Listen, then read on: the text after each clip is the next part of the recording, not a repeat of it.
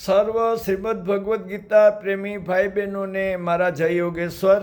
આજ તારીખ 7/4/2026 ગીતા સૂત્ર વિડીયો નંબર 24ની વાત કરવાની છે.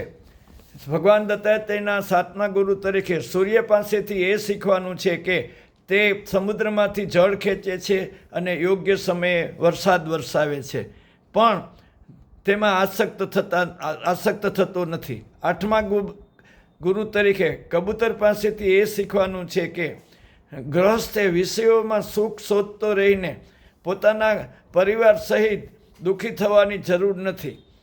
તેવી જ રીતે 9મા ગુરુ અજગર બધી શક્તિ ધરાવે છે, મનોબળ, ઇન્દ્રિય બળ, શારીરિક બળ, છતાં બળ હોવા છતાં પોતે સ્થિર તરીકે રહે છે. તેવી રીતે મનુષ્ય પણ સ્થિરતાથી કાર્ય કરવું જોઈએ. 10મા ગુરુ તરીકે સમુદ્રની વાત કરતાં કહી શકાય કે સમુદ્રમાં ઘણી બધી નદીઓ પોતાનું પાણી ઠલવે છે, છતાં સમુદ્ર પોતાની મર્યાદા ઓળંગતો નથી.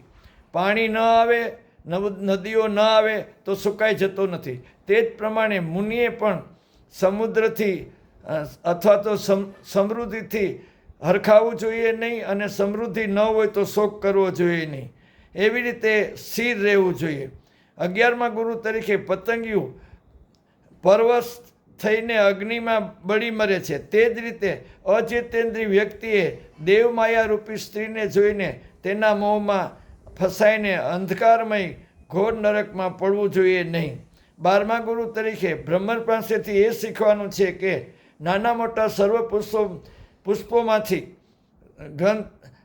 સાર ગ્રહણ કરીને, મધ ગ્રહણ કરીને, તે જ પ્રમાણે મનુષ્ય પણ ધર્મગ્રંથોનો સાર તત્વ ગ્રહણ કરીને જીવવું જોઈએ. 13મા ગુરુ તરીકે મધમાખી પાસેથી શીખવાનું છે કે ઉદરપોષણથી વધારે ભેગું કરવું જોઈએ એ જોખમકારક છે. આથી મનુષ્ય આ જોખમથી દૂર રહેવું જોઈએ. વધુ કાલે જય યોગેશ્વર.